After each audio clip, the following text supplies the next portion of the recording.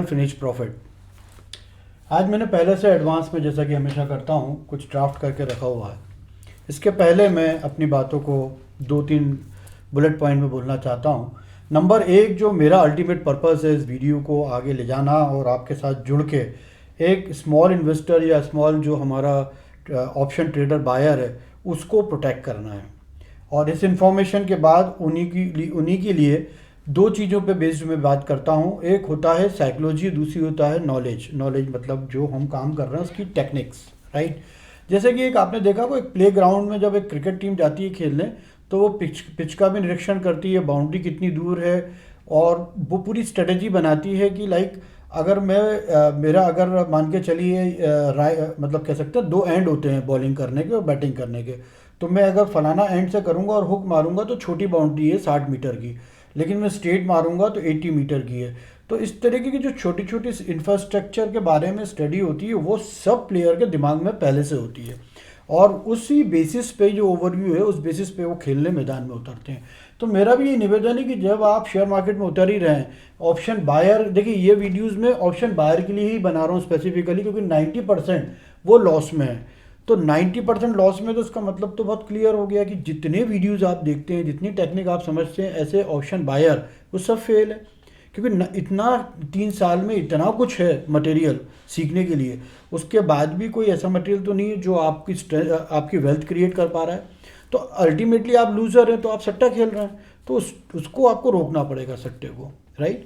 तो हम आज एक इंफ्रास्ट्रक्चर, एक सिस्टम के बेसिस पे समझते हैं कि एक्चुअली ये मार्केट में जब हम एज ए ऑप्शन ट्रेडर आए हैं तो हमारे सामने जो ग्राउंड है वो क्या है, राइट। और उसको समझ के फिर हम एक एक करके एक पॉइंट को आने वाले वीडियोस में करेंगे।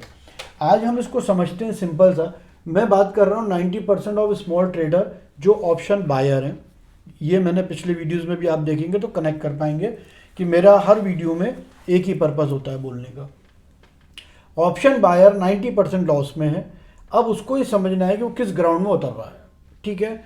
आज की तारीख में आपके पास 2 चीज़ें हैं, राइट। ये आपको क्लियर है कि ऑप्शन इंडेक्स है और ऑप्शन स्टॉक है, ठीक है। आप इन दोनों पे ही बेट लगाते हैं, इन दोनों को एनालाइज करते हैं, इन दोनों के लिए स्टडी करते हैं, और आप कॉल या पुट को परचेस करते हैं, राइट। या कोई स्प्रेड बनाते हैं या फिर कोई स्ट्रेडल बनाते हैं।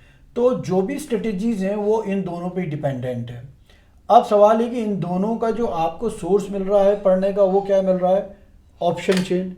ऑप्शन चेंज में जो ग्रीक है उसका बड़ा महत्व है, राइट। भले वो डेल्टा हो, गामा हो, थीटा हो, वेगा हो, रे हो, आज इन पांचों का बहुत बड़ा रोल है, जिसके अंदर वॉल्यूम भी आता है कहीं पे, जिसके अंदर वॉलेटिलिटी भी आती है, जिसके अंदर जो रेट मूवमेंट के जो रीजंस हैं वो भी आते हैं, राइट। तो आज ये ग्रीक को हमने पहले भी डेल्टा में बता चुका हूँ, गामा और थीटा में बता चुका हूँ, वेगा और रेओ में आने वाले समय पे जो है और कवर कर लूँगा।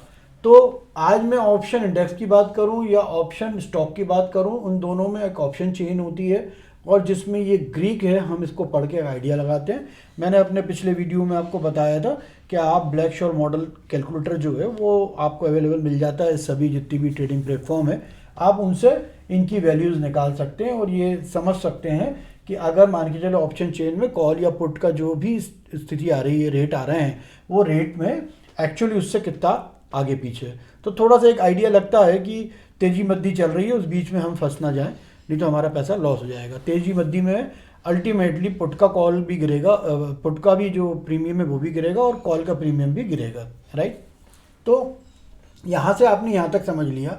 अब मैं आपको ये बताना चाह रहा हूँ कि एक्चुअली मैं जब ऑप्शन इंडेक्स की बात करता हूँ तो ऑप्शन इंडेक्स जो है किस चीज़ से बनता है, स्टॉक से, ठीक है। स्टॉक मतलब अलग अलग स्क्रिप्ट्स, बैंक निफ्टी में 12 या 13 स्क्रिप्ट्स हैं, निफ्टी में 49 या 50 स्क्रिप्ट्स हैं, ठीक है। आज की तारीख में ये दोनों बने किससे हैं, स्टॉक से ही बने हैं, जितनी भी स्क्रिप्ट्स होती हैं, जो शेयर्स होते हैं, राइट। तो अगर मैं इंडेक्स देख रहा हूँ तो इंडेक्स में मैं स्टॉक पे जा रहा हूँ, अगर मैं स्टॉक पे देख रहा हूँ तो भी मैं स्टॉक पे जा रहा हूँ। तो अल्टीमेटली मेजर प्लेयर क्या हो गया, ये स्टॉक हो गया, और यही जो स्क्रिप्ट्स है यही वापस स्टॉक पे आ रही हैं। इसका मतलब क्या हो गया कि मैं अगर इनमें से कुछ भी छोड़ता हूँ तो मैं अंधेरे में काम कर रहा हूँ, मुझे कोई आइडिया नहीं है, मुझे इससे बाहर हो जाना चाहिए और सिंपल जो एडवाइस में मुझे मिलते रहे मैं उस पर इन्वेस्ट करूँ। अब बैटिंग एक अपने आप में मतलब बैटिंग मतलब हो गया स्पेकुलेशन या मैं कहूँ कि सट्टेबाजी। सट्टेबाजी अब बस का नहीं है, आपसे बड़े बड़े सट्टेबाज बैठे हुए हैं यहाँ नीचे, है ना। वो उनका मैं अभी आपको ले जाऊंगा कि वो लोग कैसे वर्क करते हैं और उनकी ताकत कितनी बड़ी ताकत है। ठीक है, इसके पहले मैं दो तीन चीज़ें आपको मेंशन करना चाहता हूँ कि बीच में जो कह सकते हैं अपन इन्वेस्टर एडवाइजरी जो कंपनीज थी वो कुकुर मुत्ते की तरह बहुत सारी क्रिएट हो गई थी और उनको सेबी से भी पर मतलब कह सकते हो कोई चेक नहीं था उनके पास और ना ही कोई आरबीआई या गवर्नमेंट की कोई पॉलिसी उनको चेक करती थी। लेकिन क्योंकि ऑथेंटिकेट रजिस्ट्रेशन उनके हो जाया करते थे, मैंने भी अपने कराया हुए है, तो बहुत इजीली हो जाया करते थे। जैसे मैं भी NISM से सर्टिफाइड F&O हूँ डेरिवेटिव्स में। इसका मतलब ये नहीं है कि मैं बहुत इंटेलिजेंट हूँ, मैं आपको एडवाइस करूँ और आप उस पर इन्वेस्ट करें। तो ये इन्वेस्टर कंपनी का एक बड़ा खेल था। इसके पीछे अभी इसके पीछे लग गया सेबी ने इनको बहुत सारे रूल्स एंड रेगुलेशन बता दिए हैं कि किस तरीके से जो इनके क्लाइंट्स हैं उनका डाटा मेंटेन करना है, उनको क्या एडवाइस दे रहे हो, उनकी क्या फ़ीस ले रहे हो उनसे, ये सब इनने मेंटेन कर लिया है। तो इनका लेखा जोखा भी सामने जब आने लगा तो आज की तारीख में बड़ी बड़ी जो एडवाइजरी कंपनी थी इन्वेस्टमेंट की वो बंद हो रही है धीरे धीरे। ये आपको एक इन्फॉर्मेशन देनी थी। दूसरी इन्फॉर्मेशन ये देनी थी कि यही जो प्लेयर हैं इनमें से कुछ प्लेयर थे जो ब्रोकर के साथ भी मिले हुए थे। दूसरी इन्फॉर्मेशन ये देनी है कि जो कंपनीज अपने शेयर्स को स्प्लिट कर रही हैं उसके पीछे भी बहुत बड़ा खेल है कि वो कैसे अब वो क्यों स्प्लिट कर रहे हैं अपने शेयर्स को। फेस वैल्यू की एक अपने आप में स्ट्रेंथ होती है एक कंपनी को समझने की। अब वो 10 रुपये से 5 रुपये का आ जाता है फेस वैल्यू, 5 रुपये से 1 रुपये की फेस वैल्यू हो जाती है। तो ऐसे में एक कंपनी का जो जब फंडामेंटल हम पढ़ते हैं ना, तो जिन लोगों ने पहले पढ़ा है फिर स्प्लिट होने के बाद पढ़ेंगे तो हम कंफ्यूज हो जाते हैं। लेकिन एक नॉर्मल जो बायर होता है, इन्वेस्टर होता है, वो क्या सोचता है कि अरे यार ये पहले 500 का चलता था, अब स्प्लिट होके चलो आ गया है 100 रुपये 150 का, तो वो उसकी कैपेसिटी क्या हो जाती है, छोटा मतलब छोटी यूनिट में ही परचेस कर सकता है वो, और छोटा अमाउंट लगा के भी परचेस, तो वो परचेस कर लेता है। और अल्टीमेटली स्प्लिटिंग का पर्पस भी यही होता है कि लोग उसको परचेस कर लें। परचेस करेंगे तो ऑब्वियस डिमांड क्रिएट होगी, डिमांड क्रिएट होगी तो ऑब्वियस है रेट बढ़ेंगे, राइट। जब रेट बढ़ेंगे तो मैं क्या करूँगा, क्योंकि मैंने इंटेंशनली ऐसा किया है मान के चलिए, तो एक इन्वेस्टर क्या करेगा, उठा के बेच देगा सब। ठीक है, क्यों? क्योंकि फंडामेंटल तो उसमें कुछ था ही नहीं। उसमें तो सिंपल एक साइकोलॉजी थी एक छोटे इन्वेस्टर की, अरे यार ये शेयर था स्प्लिट हो गया तो 100 रुपये 150 रुपये में मिल रहा है ले लेते हैं, या 50 रुपये मिल रहा है ले लेते हैं। तो इसका कोई मीनिंग नहीं है। इसको खेलने वाले, आपकी साइकोलॉजी से खेलने वाले बड़े बड़े स्पेकुलेटर और इन्वेस्टर बैठे हुए हैं। तो आप उनका शिकार मत बनिए, आप थोड़ा सा संयम रखिए, अननेसेसरी आप फंसिए मत, सोच के काम कीजिए। तो इस तरीके से चीज़ें चल रही हैं। अब IPO की बात करूं, जो नए नए IPO आ रहे हैं या SME IPO आ रहे हैं, इनमें भी क्या है, इनमें भी कोई स्ट्रेंथ या फंडामेंटल तो देख नहीं रहा है ना। वो तो IPO आ रहा है तो आपको सस्ता दिख रहा है, 60 रुपये का दिख रहा है तो वो हम ले लें। चौथी चीज़ है कि आज की तारीख में IPO के आने के साथ साथ एक सबसे बड़ी IPO में क्या चीज़ है, लॉस मेकिंग कंपनी को IPO आ रहा है और वो बहुत बड़े बड़े जा रहे हैं। ठीक है, पेटीएम आपके सामने एग्जाम्पल है, बहुत सारे लोगों का पेटीएम में पैसा फंसा। उसके बाद बहुत सारे एग्जाम्पल्स हैं, मैं किसी का नाम स्पेसिफाई नहीं करना चाह रहा, या पेटीएम में भी अच्छी स्ट्रेंथ है, ऐसा नहीं है। पेटीएम ने अपना अभी जो उसका वो सेगमेंट था मूवी बुकिंग और ये सब का, वो उसने इनको बेच दिया है जोमेटो वालों को, तो वो भी अपना एक कैश बेस अच्छा लेके अब चल रहा है। तो बेसिकली लेकिन इन्वेस्टर क्या होता है, इनोसेंट होता है, वो इतनी चीज़ों में घुस नहीं पाता है, और वो या तो SIP करता है। तो देखिए SIP में भी आपके जो चार्जेस लग रहे हैं, जो कट रहे हैं पैसा, और जो सही रिटर्न आपको मिलना चाहिए वो आपको नहीं मिल पाता है। तो आदमी कहीं ना कहीं कंफ्यूज भी रहता है, लेकिन उसको इन्वेस्ट करना है तो वो करता है इन्वेस्ट, राइट। हम टैक्स रिबेट्स की बात करें तो अब उसमें भी न्यू रिजिम में और उसमें बहुत क्लियरिटी आ गई है कि उसमें भी आपको कोई बहुत बड़ा बेनिफिट नहीं होने वाला है। अब सवाल ये होता है कि वेल्थ क्रिएशन के लिए आपको ये सब चीज़ समझना चाहिए, और as a trader option buyer ठीक है आप बाय कीजिए, लेकिन बाय के पीछे मैंने आपको पिछले अपने वीडियोस में बताया हुआ है कि बाय के पीछे कोई रीज़न होना चाहिए, कोई लॉजिक होना चाहिए, राइट, कोई कारण होना चाहिए कि भाई हमारे पास पोर्टफोलियो है तो हम उसको प्रोटेक्ट करने के लिए कर रहे हैं। तो वो भी मैंने आपको समझाया हुआ है। आने वाले समय में इसमें से भी बहुत सारे पॉइंट मैं आपको समझाऊंगा। तो एक ओवरव्यू देने की मैंने कोशिश करी है और उसको आप लोग समझेंगे। और इंडियन इकनॉमी को स्ट्रेंथन करने के लिए गवर्नमेंट बहुत फोकस्ड है, उसमें ये छोटे छोटे लोगों का कंसिड्रेशन इतना नहीं है। इनके प्रोटेक्शन भी जब नॉर्म्स जब हो जाती चीज़ें, जब प्रोटेक्शन के नॉर्म्स आते हैं, राइट। कि जैसे मान के चलिए कि हम अगर ऑप्शन की बात करें तो ऑप्शन ट्रेडिंग में क्या हो गया है कि निफ्टी का जो लॉट साइज़ है वो बढ़ा दिया है, 75 कर दिया, और अब जो है बैंक निफ्टी का जो है वो मंथली एक्सपायरी कर दिया। तो ये तो इनको भी पता है कि उसमें स्पेकुलेशन में कितना बड़ा जो लूज़र है वो यही है, हमारा एक छोटा है, एक मासूम इन्वेस्टर जो कि उसको लगता है कि मैं ट्रेड करूंगा वो पैसा कमा लूँगा, या जिसकी ज़रूरत है वो सोचता है कम पैसा लगा के एक ट्राई कर सकते हैं। कुछ लोग ऐसा भी सोचते हैं कि मान के चलिए साल भर में मैं कोई इन्वेस्टमेंट करता हूँ 5 लाख का, तो 5 लाख से तो आजकल कोई बिज़नेस होता नहीं है, तो क्यों ना मैं इसमें अगर लॉस भी करता हूँ तो 10-20 हज़ार रुपये का लॉस करूँगा महीने में, तो क्यों ना इसको मैं ट्राई करूँ।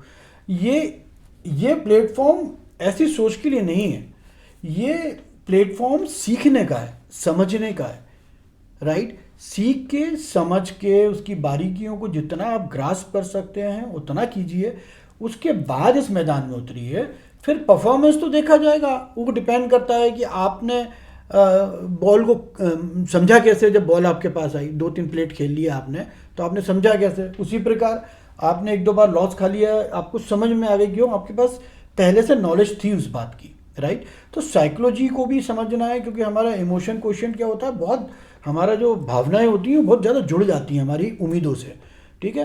तो एक्सपेक्टेशन हमारी इमोशन के साथ बड़ा खेल खेलती है। लेकिन ये तो टेक्निकल प्लेटफॉर्म है, ये तो मैंने आपको एक बार में बता दिया कि ये ऑप्शन इंडेक्स है, ये ऑप्शन स्टॉक है, ये ऑप्शन चेन रहती है, ये ग्रीक होती है जो बनती है यहाँ से स्टॉक से, यहाँ से स्टॉक से। इसमें क्या हो रही है एक्टिविटी, उससे ये इंडेक्स बनता है। इंडेक्स में ये बैंक निफ्टी में 13 स्क्रिप्ट से बनता है, इसमें 50 स्क्रिप्ट से बनता है। इसका इफेक्ट आपके इंडेक्स के ऊपर नीचे जब होने से होता है तो हम ऑप्शन चेन को देखते हैं। ऑप्शन चेन में ये पैरामीटर्स हमारे सामने आते हैं। तो ये एक बहुत क्लियर ओवरव्यू है। अब सवाल आता है कि ये जो स्टॉक है, यहाँ पे आप देख रहे हैं ये जो स्टॉक है, मैंने इसमें से एक स्टॉक उठा लिया फॉर एग्जांपल। अब इस स्टॉक की भी बहुत सारी कहानियाँ हैं। मैंने जैसे पहले अभी थोड़ी देर पहले बताया, ये स्टॉक का फेस वैल्यू क्या है, इस स्टॉक का फंडामेंटल्स क्या है, सेक्टर वाइज इस स्टॉक में क्या कोई बूम आ रहा है या कोई नया चेंजेस आ रहा है, तो इस स्टॉक की कहानी है क्या बेसिकली। दूसरा, इस स्टॉक का इस इंडेक्स पे इस स्टॉक का इस इंडेक्स पे वेटेज क्या है, समझ रहे हो आप। सबसे बड़ी बात क्या होती है कि यहाँ पे जो मैंने आपको ये बताया स्क्रिप्ट्स के बारे में, राइट, इन स्क्रिप्ट्स का इंडेक्स पे वेटेज क्या है, राइट। वेटेज मतलब क्या हो गया, वेटेज मतलब ये हो गया कि जो उनका फ्री फ्लोटिंग जो स्टॉक्स होते हैं, मतलब जो कि यहाँ ट्रेडेबल होते हैं इस प्लेटफॉर्म में। बाकी तो प्रेफरेंशियल शेयर्स भी होते हैं, कुछ स्टॉक्स में लॉकिंग पीरियड लगा रहता है तो रिजर्व शेयर्स होते हैं, लेकिन फ्री फ्लोटिंग शेयर्स ही इसमें होते हैं। कई लोगों के 90% 95% होते हैं, कई लोगों के 60% होते हैं, तो डिपेंड करता है। तो फ्री फ्लोटिंग जो उनके शेयर्स हैं वो उससे बनता है इंडेक्स, राइट। और उनके अपने वेटेजेस होते हैं। वेटेजेस किस पे डिपेंड करते हैं, एक तो उनका market capital of free floating into उनकी प्राइस, ठीक है। तो हमें ये क्लियर हो जाता है कि एक्चुअली इंडेक्स पे वेटेज क्या आ रहा है। उसका एक फॉर्मूला होता है, जब मैं इंडेक्स का आपको बताऊंगा तो वो भी कवर कर लूँगा। अभी आप अपना मेंटली प्रिपेयर्ड होइए कि आप मेरे चैनल से जुड़ के क्या ये सब चीज़ समझना चाहते हैं, उसके बाद उतर के कमाना चाहते हैं, अपना पोर्टफोलियो बिल्ड करके अपनी वेल्थ क्रिएट करना चाहते हैं, तब मैं आपको एक एक चीज़ें बारीकी से बताऊंगा। तो वेटेज आप ये देखिए कि इंडेक्स में वेटेज है। अब प्ले कौन कर रहा है, स्टॉक कर रहा है। स्टॉक का वेटेज है, मान के चलिए किसी स्टॉक का वेटेज है 20%, किस पे, इंडेक्स पे। तो 20% अगर उसका वेटेज है और वो बढ़ता है तो इंडेक्स बढ़ेगा, राइट। जैसे हमें सबको पता है, रिलायंस है, TCS है, टाटा मोटर्स हैं, ICICI बैंक हैं, HDFC बैंक है, ठीक है, ये बड़े हैवी वेट हैं, ठीक है। और इन्फोसिस है, राइट। ये अगर एक इन्वेस्टर को, स्पेकुलेटर को, ये आपको दिख रहा होगा नीचे लिख के रखा है मैंने, इन्वेस्टर स्पेकुलेटर, अल्टीमेट में नीचे उसी पे आऊँगा। अगर इसको कोई खेल खेलना होगा तो उसको मालूम है कहाँ क्या खेल खेलूँगा और किससे किस में इम्पैक्ट पड़ेगा, और इम्पैक्ट से मुझे कहाँ बैलेंस होना है, तो मैं कैसे एक ऑप्शन राइटर बन सकता हूँ, ठीक है। तो वो ऑप्शन राइटर बन के यहाँ प्रोटेक्ट होगा, यहाँ पे कुछ सेल कर देगा। तो खैर अभी खिचड़ी पक जाएगी, बहुत सारी चीज़ें हैं। तो बेसिकली क्या है कि इनका वेटेज जो है इस इंडेक्स पे है, 20% वेटेज है किसी का, 12% वेटेज है किसी का, 11% वेटेज है। और इससे ये हिलता है, इसमें तो कोई डाउट नहीं है आपको। इसी स्क्रिप्ट की वेटेज से ये इंडेक्स हिलता है, क्योंकि इंडेक्स बना है नंबर ऑफ स्क्रिप्ट से। उनमें से कुछ स्क्रिप्ट है जिसका वेटेजेस हाई है, उन स्टॉक में मूवमेंट से इंडेक्स मूव कर जाता है, राइट। अब मैं आया हूँ स्टॉक पे। अब स्टॉक में जो पर्टिकुलर है हमें शुरू यहीं से करना है, क्योंकि ये चीज़ें बिल्ड तो स्टॉक से ही हुई है। तो जब हमें शुरू यहीं से करना है तो क्यों ना हम पहले स्टॉक को समझें, राइट। ठीक है, हमें इंडेक्स में करना है, हम एज ए ऑप्शन बाहर करना चाहते हैं। इंडेक्स में कुल मिला के 50 और 13 63 ही स्क्रिप्ट हैं जिसको हमें पढ़ना है, 1500 स्क्रिप्ट को नहीं पढ़ना हमें, ठीक है। ये 63 जो है, ये 63 जो है, इन्हीं स्क्रिप्ट्स को पढ़ना है और इनके ही बारे में समझना है कि कौन सा निफ्टी में आ रहा है, कौन सा जा रहा है, जो आ रहा है वो क्या बेसिकली मार्केट कैपिटल लेके आ रहा है, हमें और कुछ समझना ही नहीं है। तो इतना सी पढ़ाई करने में हम क्यों सट्टा खेलें आँख बंद करके? हम उसको ट्राई करेंगे समझने की कि हम उसको समझ कैसे सकते हैं, ठीक है। हम सब में माँ सरस्वती की कृपा होती है, ऐसा नहीं है कि कम पढ़ा लिखा नहीं समझ सकता है, ज़्यादा पढ़ा लिखा ही समझ सकता है, ऐसा कुछ नहीं है। आपका फोकस होना चाहिए और आपका पर्पस होना चाहिए कि आपको ये चीज़ सीखनी है। 63 को मैं पढ़ लूँगा, 63 के मैं इसके अंदर, अब इसमें अंदर एक चीज़ और होती है, हाई बीटा, ठीक है। ये भी मैं आपको बता दूंगा बीटा क्या होता है। हाई बीटा स्टॉक्स ऐसे होते हैं, for example Infosys is a high beta, right. Reliance भी एक समय में हाई बीटा था, लेकिन अभी उसका वो रेट आ नहीं रहा है, ठीक है। हाई बीटा मतलब होता है जो बहुत तेज़ी से 15-15 रुपये 10-10 रुपये बढ़ जाते हैं और 10-10 रुपये गिर जाते हैं, उसमें तो एक ऑप्शन बाहर का खेल ही खत्म हो जाता है। तो इसी के अंदर इंडेक्स के अंदर ही जो स्क्रिप्ट्स हैं, जो शेयर्स हैं, वही हाई बीटा भी हैं, वेटेज के साथ भी हैं। ये दोनों चीज़ों को आपको ध्यान में रखना है, ठीक है। यहाँ तो मैंने आपको समझा दिया, मेरे पिछले वीडियो में आप जरूर जाके देखिएगा। मैंने यहाँ पे तो आपको समझा दी कि ऑप्शन जो चेन है उसमें क्या देखना है, change in open interest, volume, volatility, वो मैंने कॉम्बिनेशन में आपको समझाया है, वो आप समझिएगा। फिर मैं एक एक टॉपिक भी लूँगा, लेकिन क्या है, एक आपके दिमाग में बैठना चाहिए कि आपकी क्यूरियोसिटी जागना चाहिए कि आपको एक एक टॉपिक को समझना है, ठीक है। अब सवाल ये हो गया, मैंने आपको बता दिया कि इंडेक्स बना है स्टॉक से, इतने स्टॉक एक इंडेक्स में है, और ये इंडेक्स जब मूव करता है तो ये हम ऑप्शन चेन से और ग्रीक मॉडल से, और जो मैंने आपको बताया है वो भी आप नोट कर ही लीजिएगा, जो इसको जरूर रेफर कीजिएगा, black shawl model, right, calculator, ठीक है। आप इसको देखिएगा, ये आपको ज़रूरत और सब जगह मिल जाएगी, ठीक है। आप इससे ये सब चीज़ें हमें समझ में आने लगेगी। लेकिन सवाल ये कि ये तो एक कह सकते हो, ये तो सेकंड स्टेज का एक प्लेटफॉर्म है जिसमें आप काम कर रहे हो, फर्स्ट स्टेज तो स्टॉक ही है। अब मुझे क्योंकि इसमें कम पैसे में ये सब ट्रेडिंग करनी है, तो वो मैं हाई रिस्क में हूँ, है ना। मैं सेलर तो हूँ नहीं कि जो मैं 5 लाख रुपये लगा के बैठ जाऊँ, मुझे तो लगाना 10,000। अब सवाल ये उठता है कि इसमें समझने की बात है कि मुझे 63 स्टॉक को समझना है, तो इसमें तो कोई कठिन काम होना नहीं चाहिए आप लोगों के लिए। कैसे समझना है वो जब मैं आपको स्टॉक के फंडामेंटल्स बताऊंगा, फाइनेंशियल्स बताऊंगा, तब एक थोड़ा सा आपको टेंटेटिव 5-5 या 6-6 पॉइंट या 10 पॉइंट मैक्सिमम बता दूंगा, तो आपको ये क्लियर हो जाएगा कि हाँ, वो स्टॉक को समझने के लिए इतना बहुत है, राइट। अब सवाल ये कि स्टॉक में मैंने आपको बता दिया है, एक तो हाई वेटेज और हाई बीटा, ठीक है। इसको हम नाम रख देते हैं हाई वेटेज, ठीक है, और हाई बीटा। तो मैंने आपको 2 पॉइंट बता दिए, इसको आप दिमाग में रख लीजिएगा कि ये शेयर कौन से हैं, वो आप जाके देख लीजिएगा, आजकल हर चीज़ अवेलेबल है। ये देखने के बाद हम आ जाएं स्टॉक पे। इस स्टॉक पे क्या क्या चीज़ों का इम्पैक्ट पड़ता है, राइट। पहला पड़ता है, हम ये बात करें तो पहला पड़ता है आपका, मुझे नहीं दिख रहा है, आप देख लीजिएगा। पहला पड़ता है, मैं बता देता हूँ, रेगुलेटरी बॉडी का, ठीक है, रेगुलेटरी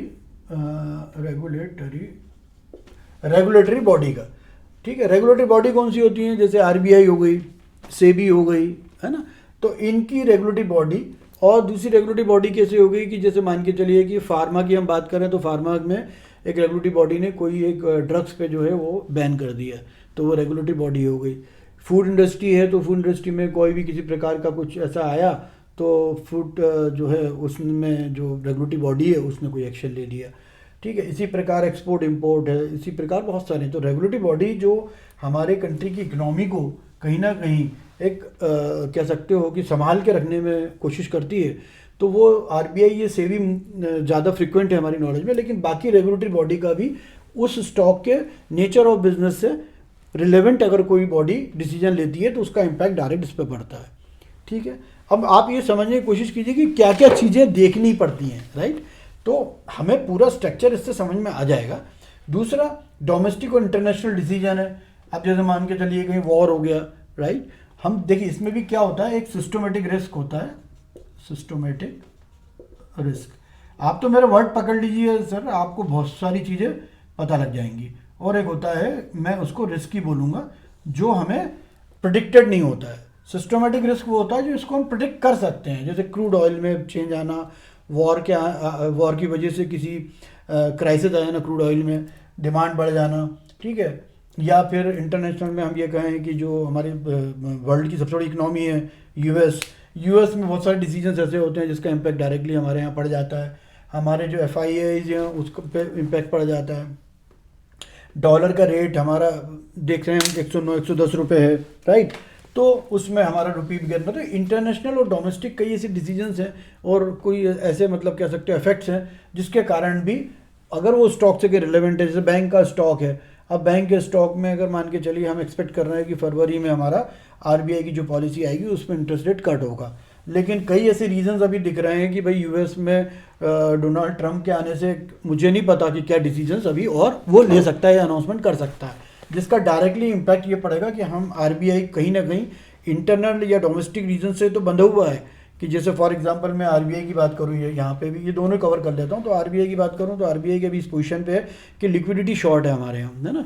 लिक्विडिटी शॉर्ट होने के बाद लिक्विडिटी लगातार इन्फ्यूज़ कर रहा है वो, ताकि कम से कम हमारी डिमांड बनी रहे।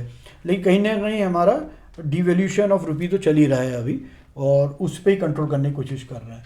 तीसरा हो जाता है कि बहुत बड़ी पर्टिकुलर इसी स्टॉक में, कोई पर्टिकुलर स्टॉक में बहुत बड़ी कोई सेल आ जाए या परचेज ऑफ शेयर्स आ जाए, कि भाई बहुत बल्क शेयर बल्क वो आती है। वो भी आप लोगों ने कई वीडियोज़ में भी देखा होगा और आप भी जानते हैं कि अगर बल्क परचेज आ गई है या कोई बल्क डील हो गई है, उससे कोई शेयर किसी को उठाने हैं ओपन फ्लोटिंग से, तो वो फ्री फ्लोटिंग मार्केट से, तो वो सब चीज़ें सेबी की गाइडलाइंस में होती हैं, सेबी से परमिटेड होती हैं, उसकी इन्फॉर्मेशन मिल जाती है अगर ढूंढते हैं तो उस तरह की डील हम एक्सपेक्ट कर सकते हैं कि अगले महीने में, एक आध महीने में हो सकती है। तो वो डील का उनको अपॉर्चुनिटी मिलती है, उसकी वजह से स्टॉक में कोई वेरिएशन आ गया, स्टॉक में वेरिएशन आ गया, वो हाई बीटा था या हाई वेटेज का था, उससे इंडेक्स मूव हो गया। इंडेक्स मूव हो गया, आप तो पहले कुछ और सोच के बैठे थे, उस एक शेयर ने आपके इंडेक्स को डिस्टर्ब किया और आप जीरो पे आ गए, है ना।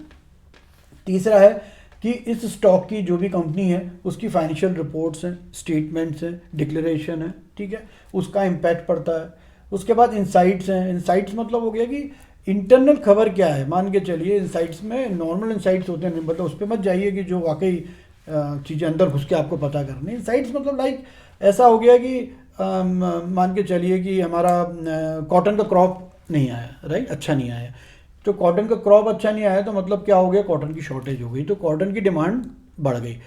तो हर चीज़ डिमांड सप्लाई पे ही डिपेंड करती है। अब डिमांड बढ़ गई तो ऑब्वियस उसका रेट मार्केट में बढ़ गया। कॉटन का मेजर बायर रिलायंस है, रिलायंस के पास अच्छी मोनोपोली है। तो ऐसे दो तीन और भी हैं। तो अब सब हमें ये पता है कि जितनी कॉटन इंडस्ट्रीज़ हैं, राइट, यार्न इंडस्ट्रीज़ हैं, उनको कॉटन खरीदना ज़रूरी है, राइट। अब वो कॉटन महंगा खरीदेंगे तो ऑब्वियस है उनकी प्रॉफिटेबिलिटी में फ़र्क पड़ेगा। तो ये कॉमन सेंस की बातें जो होती हैं, जो हमारे इर्द गिर्द होती हैं, जो हम अपने डेली लाइफ में करते हैं, वो आपको यहाँ पे दिख जाएंगी। तो इस तरह की कोई इंसाइट्स हैं, कोई इन्फॉर्मेशंस हैं, कोई स्ट्राइक हो गई किसी के यहाँ, ये सब आपको पता होती है, राइट। तो अगर ये पता है तो आप कॉशियस हो जाइए और उसका इम्पैक्ट इंडेक्स पर समझ लीजिए कि क्या पड़ता है, फिर आप ऑप्शन बाइंग पे आइए, राइट। फिर हो गया आपका पॉलिटिकल ऑब्वियस है, एक स्टेबल गवर्नमेंट का और एक अनस्टेबल गवर्नमेंट का बहुत बड़ा डिफरेंस है आउटसाइड ऑफ द वर्ल्ड में, मतलब आउटसाइड ऑफ द कंट्री में भी, और हमारी इंटरनल जो कंट्री है, इंटरनल जो लोग हैं, इंस्टीट्यूशंस हैं या बड़े बड़े हमारे जो फाइनेंशियल इंस्टीट्यूशंस हैं, उन पे भी बड़ा इम्पैक्ट पड़ता है, या जो हमारी कंपनीज हैं उन पे भी बड़ा इम्पैक्ट पड़ता है कि उनको एक स्टेबल चाहिए, क्योंकि ये क्लियर रहे कि वो एक किसी के साथ कॉन्फ्लिक्ट नहीं चल रहा है किसी डिसीजन में गवर्नमेंट का, ठीक है। तो ऐसे पॉलिटिकली जो चीज़ें चल रही हैं, मान के चलो बीजेपी है, अभी एक स्टेबल गवर्नमेंट है, वो जीतना जानती है, मतलब लाइक गद्दी में आना जानती है। तो अब हमें ये पता है कि बीजेपी की पॉलिसीज़ किस पे निर्भर करती हैं। अब एज ए कंपनी मुझे बहुत सारी चीज़ों से, भाई एक कंपनी को ओनर को क्या चाहिए, उसको चाहिए कमर्शलाइजेशन, उसको चाहिए लो इंटरेस्ट, उसको चाहिए मार्केट, उसको चाहिए थोड़ा सा रिलैक्सेशन, लिबरलाइजेशन। तो उसको वो सब चीज़ें अगर बीजेपी से मिल रही है तो वो सेटिस्फाई है। अब मान के चलो कि हम सोशल एस्पेक्ट की बात करें, ह्यूमन प्रॉब्लम्स की बात करें, तो ऐसे तो जनता के साथ बहुत सारी प्रॉब्लम है जो कि हमारे सामने ही है। अमीर अमीर हो रहा है, गरीब गरीब हो रहा है, लोगों की जो पर कैपिटा इनकम है बढ़ने के बाद इन्फ्लेशन के कारण वो मैच नहीं हो रही है। तो कहीं ना कहीं जॉब की क्राइसिस है। तो ऐसे बहुत सारी प्रॉब्लम्स हो सकती हैं जो हमारी कंट्री में है। लेकिन एक कंपनी को लेना देना इससे नहीं है, उसको सिर्फ एक कंपनी को इतना लेना देना है कि हमारा जो है ये प्रोजेक्शन जो है वो डिस्टर्ब नहीं होगा अगर स्टेबल गवर्नमेंट होती है। तो पॉलिटिकल भी बहुत सारी चीज़ें होती हैं, कुछ अच्छी कंपनियां हैं जो सोशल कॉज के लिए भी वर्क करती हैं। तीसरा हो गया sector wise news and announcement. Next हो गया sector wise news and announcement. Sector wise news and announcement भी आप समझते हैं कि वो न्यूज़ किस इंडस्ट्री से रिलेटेड है। बैंकिंग से है, फूड से है, शुगर इंडस्ट्री से है, राइट, लिकर इंडस्ट्री से है। तो सेक्टर वाइज जो हमारे पास अनाउंसमेंट आते हैं, न्यूज़ आते हैं, ये इजीली सब साइट में मिल जाते हैं, कंपनी के अनाउंसमेंट मिल जाते हैं, सेबी के डिक्लेरेशन में मिल जाते हैं। और आप जितनी भी आपके इंफॉर्मेटिव साइट्स हैं उन पे जाएंगे, जैसे moneycontrol.com पे जाएंगे, इन सब पे आपको उस कंपनी के बारे में अगर कोई अनाउंसमेंट हो रहा है या उनने कोई सबमिशन दिया हुआ है सेबी में, वो सब डॉक्यूमेंट आपको मिल जाते हैं। थोड़ा आगे पीछे मिलते हैं लेकिन इतनी मेहनत अगर आप करेंगे तो आपको मिल जाते हैं, राइट। इसके बाद आ जाता है बल्क ऑर्डर या वेंचर। अब किसी कंपनी को बहुत बड़ा कोई ऑर्डर मिल गया, राइट। अब सवाल ये कि ऑर्डर से हम एकदम भागेंगे नहीं, लेकिन उस कंपनी के स्टॉक में कुछ ऊपर नीचे हो सकता है, राइट। तो ऐसी कई न्यूज़ हैं, ऐसे कई चीज़ें हैं जो इम्पैक्ट करती है इस स्टॉक को। अब वो स्टॉक मान के चलो ऐसा है कि वो हाई बीटा स्टॉक भी है और हाई वेटेज स्टॉक भी है। तो आप सोचो क्या हो सकता है, इन्फोसिस की कोई अच्छी न्यूज़ आ जाए अभी, इन्फोसिस हाई बीटा भी है और उसका वेटेज भी अच्छा है इंडेक्स में, आप सोचो ये कहाँ पहुँच जाएगा आपका निफ्टी 200-300 पॉइंट बढ़ सकता है निफ्टी इस वेटेज से और इससे। तो आपको समझाने का मतलब इसमें इतना सा है कि आप इसको समझिए, इसको नोट कर लीजिए, राइट। मैं थोड़ी देर इसकी स्क्रीन छोड़ दूंगा आपके लिए, और इसको नोट करके आप सिर्फ वो 63 जो आपकी स्क्रिप्ट दिख रही है जो उसमें शामिल है, आप सिर्फ वहाँ से प्रैक्टिस शुरू कीजिए पढ़ना। और मैं धीरे धीरे मैं भी आगे चल रहा हूँ अपने चैनल को लेके, तो मैं एक एक चीज़ों को और कवर करता चलूँगा और आप उससे मैच करते चलिए, ठीक है। All the best, be conscious my dear option buyers, be conscious, don't waste your money please. Thank you so much.